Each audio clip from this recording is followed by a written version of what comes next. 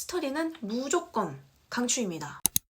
안녕하세요 여러분. 취준은 잘 되어가고 계신가요? 유튜브에 댓글 남겨주시는 분들 중에서 면접을 앞두고 긴장된다 라는 댓글을 남겨주시는 분들은 있는데 반면에 면접을 보고 왔다는 후기는 사실 찾아보기가 어려워서 여러분들이 실제로 어떻게 준비하고 있는지 너무 궁금합니다. 여러분들 취준 열심히 하고 계시죠? 지금 공채 시즌은 거의 다 끝났을 것 같은데 수시 채용은 쉬지 않고 계속 진행 중이라는 거 다들 알고 계실 것 같아요. 지금은 아무래도 여유롭게 준비하고 계실 테니까 오늘은 간단하게 스터디 관련한 얘기를 해보려고 합니다. 지금처럼 취업 시즌이 그렇게 많이 바쁘지 않은 시기가 스터디하기 정말 좋은 시즌인 거 알고 계시죠? 스터디를 추천하냐 비추천하냐 뭐 여러 가지 얘기를 저도 취준할 때 많이 찾아봤었는데 저는 일단 스터디는 무조건 강추입니다. 스터디는 기회가 된다면 꼭 하셨으면 좋겠어요.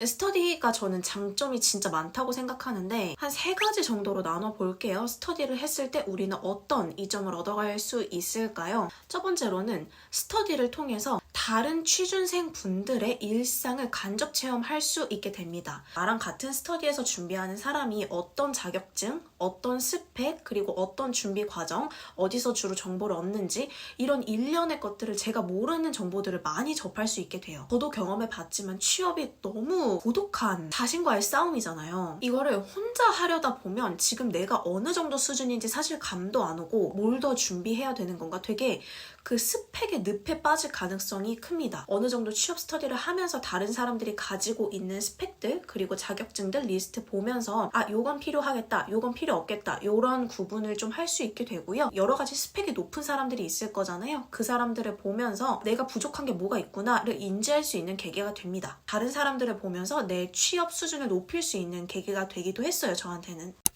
두 번째로는 이거는 장점이자 단점인데요. 바로 정보 교환입니다. 취업 스터디를 하다 보면 이런 얘기 많이 하거든요. 어디 지원하셨어요? 어디 내일까지 마감이라던데? 그때 정보 듣고 거기 내일 마감이에요? 하고 제가 급하게 이력서를 써서 내는 경우도 있고 그런 기업에서 그 서류 합격하고 면접을 보러 간 경우도 있거든요. 취업 관련된 정보가 온라인상에 너무 많다 보니까 그거를 제가 다 캐치를 할 수가 없습니다. 그렇기 때문에 다른 사람 정보에 얹어갈 수도 있어요. 어쩌다가 진짜 얻어 걸리는 경우들도 있거든요. 저도 제가 갖고 있는 취업 정보 뭐 어디 지원하셨어요? 거기 곧 있으면 서류 마감돼요. 이런 정보를 제가 주기도 했었거든요. 그때라도 이력서를 하나라도 더 넣게 되는 거예요.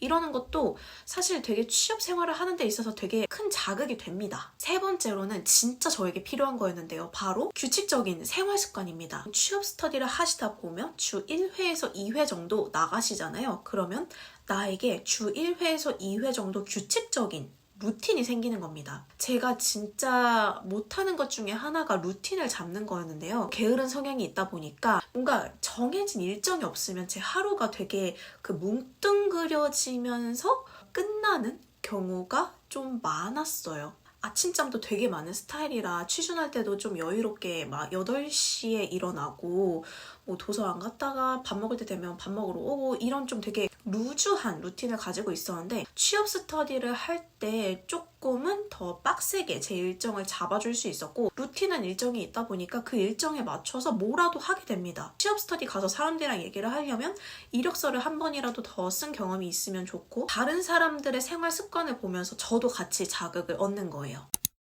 그러면 스터디는 어떤 종류가 있나요? 이런 것도 궁금하실 것 같아요. 크게 스터디를 4가지 종류로 나눠보고 싶은데요. 첫 번째로 자격증 스터디, 둘째로 자소서 스터디, 셋째 인적성 혹은 뭐 NCS 스터디, 네 번째 면접 스터디 이렇게 저는 크게 4개로 나눠보려고 합니다. 자격증 스터디는 사실 그렇게 추천하지는 않아요. 자격증은 그냥 혼자 하셔도 전혀 무방합니다. 제가 이전 영상에서도 말씀드린 적이 있는데 제가 가지고 있는 자격증들 컴활, 사조사 이런 자격증들 솔직히 혼자서 충분히 가능합니다. 공대 친구들 중에서 기사 자격증 준비하는 친구들도 난이도가 너무 높으면은 간헐적으로 스터디를 하는 걸 보긴 봤는데 그 친구들도 거의 독학 위주로 하더라고요. 두 번째로 자소서 스터디인데요. 내가 취업 준비를 이제 막 시작한 병아리다 라고 하면 자소서 스터디도 괜찮습니다. 저는 그 자소서 스터디를 다니면서 제 경험상 공대분들이 절반 가까이 되는 자소서 스터디는 도움이 별로 안 돼요. 공대 친구들은 글을 잘 쓰는 게 그들의 업무가 아니잖아요. 인문 인문계생들만큼 자소서를 잘 쓸 필요는 없구나 라는 생각이 들었어요. 가능하면 인문계 계열생들이 많은 자소서 스터디가 훨씬 도움이 많이 됩니다. 그리고 가능한 4인이 넘지 않는 게 좋습니다. 내가 상대방의 자소서를 첨삭하고 또 피드백을 주고 이런 과정을 거쳐야 하는데 인원이 너무 많으면 비효율적이에요. 자소서 스터디는 그렇게 오래 지속하지 않는 게 좋은 것 같아요. 짧으면 한 달, 길게는 2-3달 정도 진행하면서 자소서라는 게 이렇게 쓰는 거구나 라는 감만 잡는 용도로 사용하시고 그 이상 지속하는 건 솔직히 조금 시간 낭비인 것 같습니다.